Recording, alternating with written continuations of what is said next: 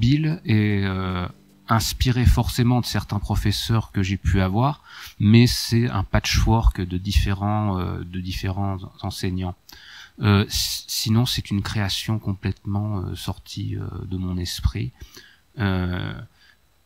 Il est venu à moi sous forme d'un homme qui a peur d'un livre, tout bêtement.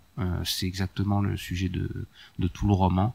Pour moi, c'était un homme banal, pas très sympathique, qui avait peur d'un livre, et je devais, pour la suite, expliquer pourquoi il en avait peur et où ça allait le mener. Pourquoi avoir choisi les États-Unis comme cadre? Parce que la plupart des polars que je lis sont situés aux États-Unis. Alors je sais pas pour quelle raison, mes goûts me portent plus vers des auteurs américains, que ce soit Dennis Lehane ou James Lee Burke ou Gillian Flynn. Ils sont très différents, mais ils sont presque tous américains. J'ai des exceptions françaises, hein.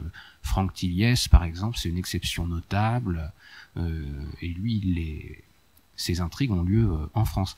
Et aussi parce que je suis très marqué pour ce qui est des histoires de mes romans, de leur trame, par le monde des séries américaines.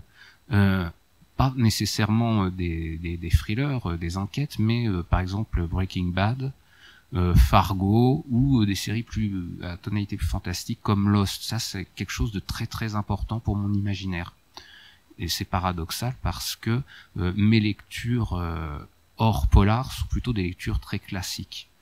En France, j'aurais tendance à lire Proust, Flaubert, ou chez les étrangers, Henry James comme Bill, j'ai au moins un point commun avec lui, ou Melville ou Joyce Carol Oates, parmi les auteurs qui sont encore vivants. C'est pour moi une des plus grandes, ou Laura Kaczynski, qui pourrait être considérée comme un auteur de thriller, elle aussi. Je vous conseille Be Mine. Le titre anglais est Be Mine, et j'ai oublié la traduction française, mais c'est un très très bon roman.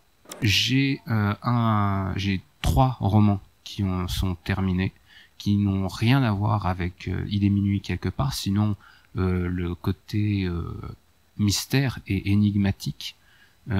Et j'ai essayé de varier les narrateurs. Ça, je peux en parler. Le prochain roman, qui est entre les mains de mon éditrice, a pour narrateur une narratrice, à la première personne du singulier, parce que je voulais que ce soit une femme, mais pas une femme un peu potiche ou l'éternelle femme fragile qu'on peut trouver dans les romans, même les romans noirs.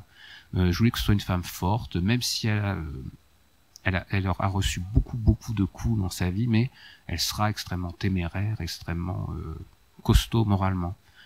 Un autre roman, ce sera un libraire un peu raté, le pauvre, qui a une librairie en faillite et qui sera obligé de toute façon tout vendre pour enquêter sur la mort de son cousin.